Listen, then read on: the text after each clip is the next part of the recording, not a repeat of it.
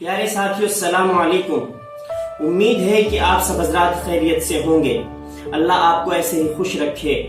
चलिए आपके किस्से की तरफ बढ़ते हैं। साथियों, एक टीचर थे जो सुबह को अपने स्कूल जाते और बच्चों को पढ़ाने के बाद, उन्हें तालीम देने के बाद अपने घर को वापस लौट आते। एक रोज जब वो अपने स्कूल से अपने घर की तरफ लौट रहे थे तो उन्होंने देखा कि सड़क के किनारे पर एक भिखारी बैठा हुआ भीख मांग रहा है और उसके कपड़े बिल्कुल बोसीदा हैं और उसके ऊपर बहुत सारी मक्खियां बैठी हुई हैं। जब उन्होंने उसके बारे में लोगों से उसका हाल चाल जाना कि रोजाना यहाँ बैठता है या नहीं, ये कौन है, या उसके बारे में जो भी कुछ जानकारी हासिल करनी चाहिए, तो लोगों ने बताया कि सुन भी नहीं सकता और भीख मांगने की जो कुव्वत इसकी जबान में होनी चाहिए थी वो भी नहीं है, यानी कि भीख के लिए भी किसी को पुकार नहीं सकता।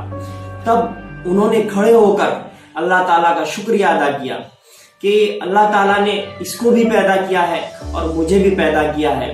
इसकी हालत बाद में तो ऐसी नहीं हुई, शुरुआत से ही इसको ना बोलने की सलाहियत और ना सुनने की अल्लाह ताला ने इसके अंदर सलाहियत रखी है। ये बोल नहीं सकता है और ये सुन नहीं सकता है। तो उन्होंने अल्लाह ताला का शुक्रिया अदा किया और यूं सोचा अपने मन ही मन में कि अल्लाह ताला ने मुझे भी सुनने की ताकत दी है, अल्लाह ताला ने हमें जबान से बोलने की ताकत दी है, अल्लाह ताला ने हमें हाथ दिए हैं, अल्लाह ताला ने हमें टांगे दी हैं। इन सब नियामतों का हमें भी शुक्रिया अदा करना चाहिए, वरना वो दिन दूर नहीं था कि अल्लाह तबारक व तआला उसकी जगह हमें बना देते। कोई दुनिया की ताकत नहीं थी फिर हमें उन सब चीजों से रोक सकती।